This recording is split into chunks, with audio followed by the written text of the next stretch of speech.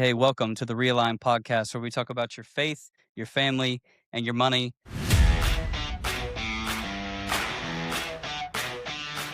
I'm your host, CEO and founder, Britton Rogers. And today we're so thankful for y'all. Thank you for joining us here on the podcast. This is episode 11. And today we're going to talk all about communication. And I know a lot of you have probably heard of, a talk on communication or maybe 50 talks on communication. So I'm not here to bore you to death and bore you with, all this philosophy around communication, but we will get into that. But first, I wanted to just kind of give you guys sort of like a small life update, not too personal, but a small life update on us. So yeah, we've been having some house issues. We've been having our transmission went out of our car, and it feels like we kind of just been put through the ringer a little bit lately, me and Maggie and the kids. And so we've been a little bit everywhere. We've been in Tennessee, we've been up in Indiana, and then I volunteered at a couple of conferences through our church. So I was in Houston, was in Louisville, and man,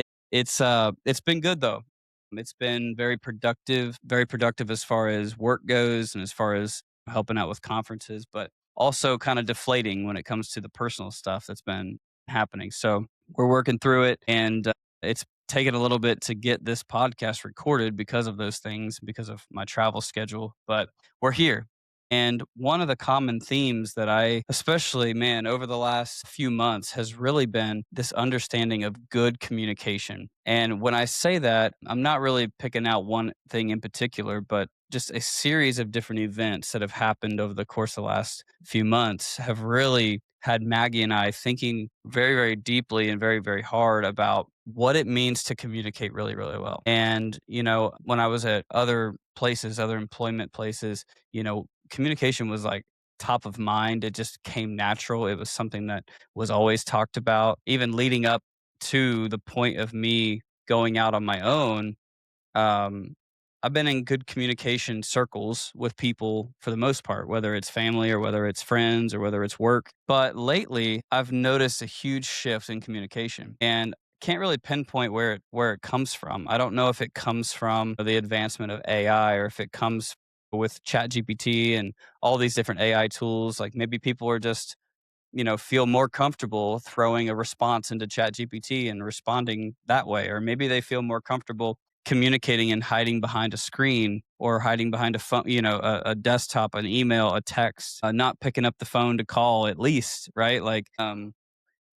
So I've just been thinking about that, and I've had a few different instances where communication has been so poor, whether it is about a contract or whether it is about a new client or whether it's about an awkward friendship or an awkward family situation. It's like, hold on, hold the phone. Like, what is going on with communication? Like, am I not communicating well? Is Maggie not communicating well? And so that's what we've been really trying to wrestle with.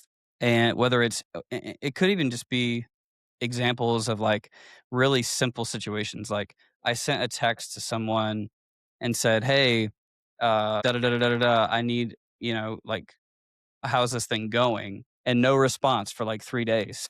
And it's like, unless you're dying or unless you're, in the hospital or like I think this, the status quo, right? Like the standard is that you can respond within 24 hours, right? Maybe 48 hours, maybe that's me already sounding old school, I guess, possibly, right? So wanted to just kind of like talk with you guys through this and also ask the question, right? So like you can drop it in the comments or message us. We'd love to hear from you. Just what are your thoughts around this? Are you experiencing this as well, where you're communicating, you feel like I'm communicating really well, I'm over communicating, I'm emailing, I'm busting through, all the barriers of miscommunication to try to communicate well, but I'm not getting this in response? What if what about a one-sided friendship, maybe, where it's like you're the only one reaching out constantly to get a response? Or maybe it's, you're the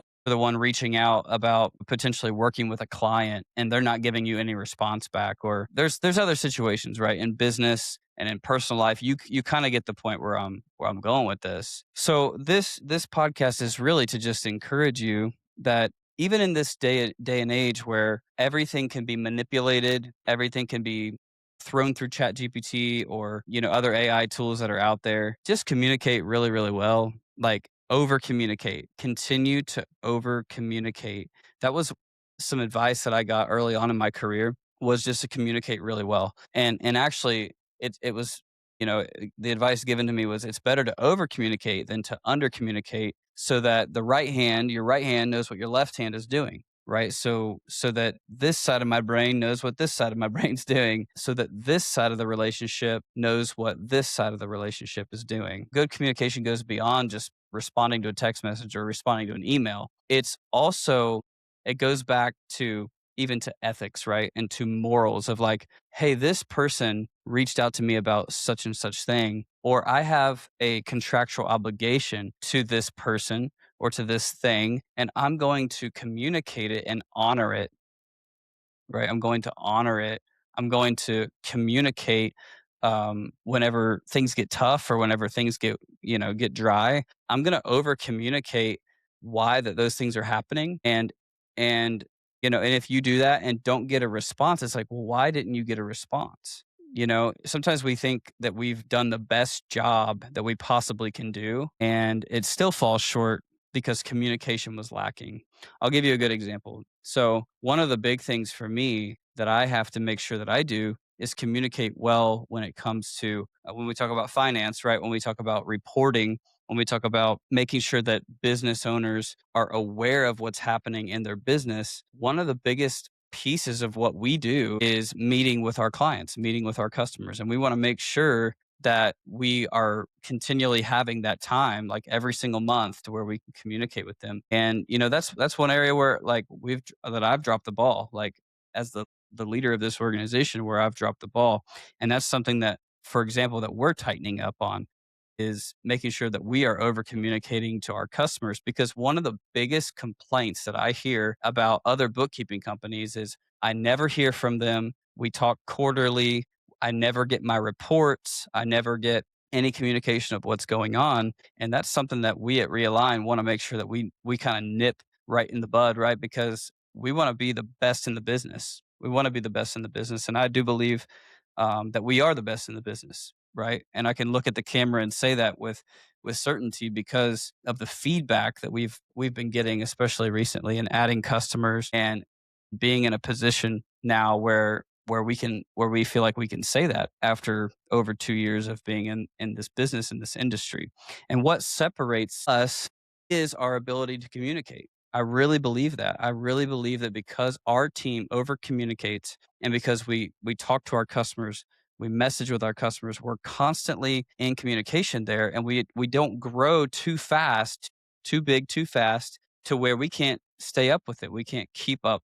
And I think that that's the issue that I see in this industry, is people either grow extremely too fast, can't and literally just can't feasibly handle the load, or they don't they may not have a lot of clients, and they're just not communicating, right? They're just not communicating what they're doing on a daily basis. They're just making it more convoluted for the business owner than the business owner needs. So, all that to say, that's just one example, a couple examples of what we're doing here at Realign. And so I would just flip the question back. In your family life, in your business, in your social life, what are the areas where you're not communicating well? Are you responding to text messages? Are you responding to phone calls? Are you responding to emails?